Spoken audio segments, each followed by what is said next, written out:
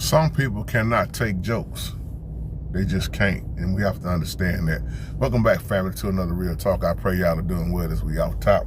Give the Most High all the honor, glory, and all praise and worship. Matter of fact, in this video, too, let me also give a shout-out to my man, Dexter. Shout out to you, D. You know who you are. We always talk about this. When I was growing up, all we did was scold on people. Man, we had a sense of humor. That's how we had fun. I think we did more scoring than anything. And one of my favorite people I used to love to score on is he's dead and gone. And his name was Ricky Porter. Me and Ricky could score all day. Me and my brothers would score. Carlos would score. Shout out to Carlos and my brothers. That's what we done. And it wasn't no, I'm so mad. And we all knew each other's mamas. That's what made it so funny. But we living in a different time now. Them your mama jokes now. You got people that want to take your life for them. Comedy is very dangerous now. And I mean, we got to understand, we live in a time where people are more depressed. You know, back then, you going through, man, you hey, put a movie on, like Dotto Zion always mess with me. Let me tell you something what I had growing up that kept me out of prison and kept me alive other than the Most High. Most High on top. I'm just giving all credit to the Most High, all honor to the Most High. But beside, man, the Most High having his hands on me, he's my all in all. Music and comedy. Again, music and comedy. That's why to this day I'm gonna laugh. Nothing gonna stop my laughing. But I'm doing this video too as a response back to my man Mello, Smooth Mello. Shout out to you. These your mama jokes. Like I said, we had fun with it growing up, and wasn't nobody gonna fight behind it. But some people have lost their mothers. See, we have to realize that everything that may be funny to us is not funny to somebody else.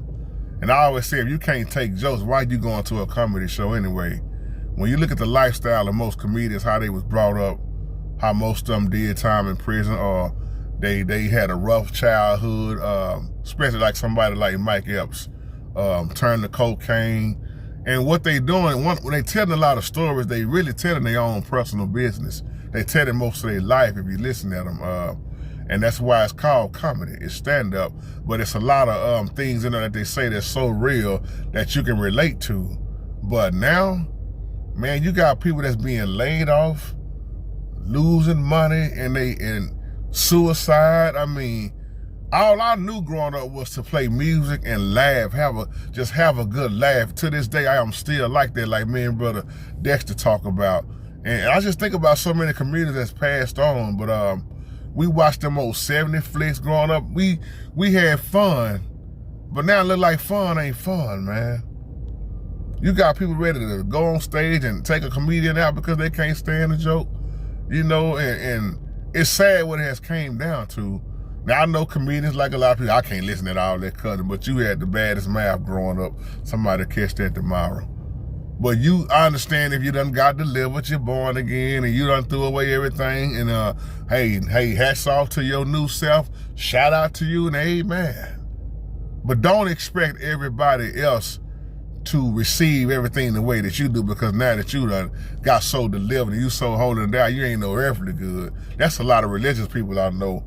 I know pastors, man, that's just, oh man, I just don't.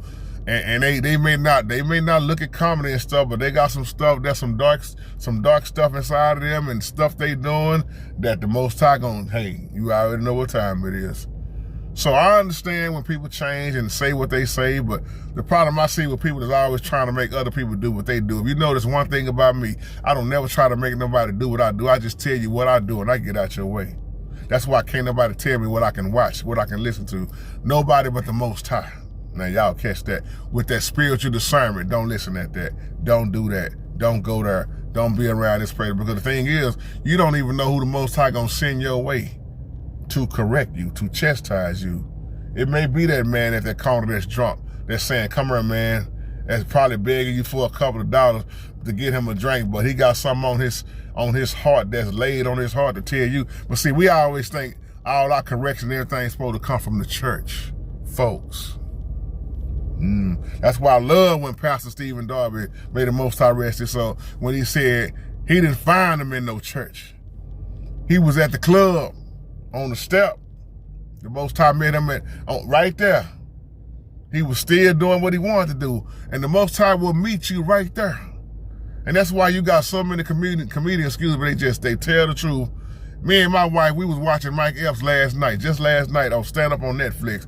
And notice all these comedians, they go on to Netflix. But when I listen to Mike Epps and his story and what he could have been, what could have happened, and how he traveled here and traveled there, and his auntie that looked out for him, people that saw something in him, and how he wasn't that smart growing up, and he said, but he made it off of his talent. And he had a small moment where he had to pause and let some tears out because he had a flashback on when he was out there, when he got out of jail, when he had that drug charge, who was gonna help him and who wasn't gonna help him. And so many people are so quick to criticize somebody like the church building is all that perfect. Now, Mike Epps have done what Mike Epps have done. I'm just using Mike Epps for an example because church folks love to play some hard judgment and put everybody in hell like they are the righteous judge. And in reality, we all trying to make it. We trying to work out our own salvation. And I'm so happy that we all are not the same, that we can laugh, that we have comedians. And I know you got the church comedians and you got the worldly comedians, but you got the church folks, the church musicians, the church gospel singers, and you got the worldly gospel singers, but in reality, they still mixing together. Who's better than who? I ain't better than nobody. I'm just trying to live my life. I'm trying to line myself up with the Most High the best way I can. So I just wanted to respond back, man. These jokes, these jokes will get you messed up now, man. And the thing is, they jokes. They real life are like D-Ray say, these ain't jokes. This is my life. A lot of them are telling you their life. Look at most of the boxers who like Bernard Hopkins had a Mayweather, all of them that had them rough their childhood growing up. And if it wasn't for boxing, they probably would have been still in prison or dead on the streets or slanging dope somewhere. So it's a reason why people can use what they see they was blessed with. Like Mike Epps say, man, I didn't know I could make people laugh. He said, I found something I'm good at because I've been a failure since I was a child. Now that's deep. That's deep. That's deep. Look at how many of these men out here grew up without their mama. Women grew up without their mama. They longed for their mama. Mama's on drugs, on dope. They didn't have their mama or their daddy. And they just turned to the streets. Like Mike Epps made a great point when he said babies having babies. I say that all the time. If you could just go back and if your child could understand that you was a baby when you had the baby. That's so real and so deep, and it happens all the time. Babies having babies, they don't know how to be no mama. They don't know how to be no dad. They still a baby themselves. And that's what happened to a lot of people. So I thank the Most High, man, that things turn out a different way for people, man, because some people never lived to get to tell the story. They died out there in them streets. Shalom, family.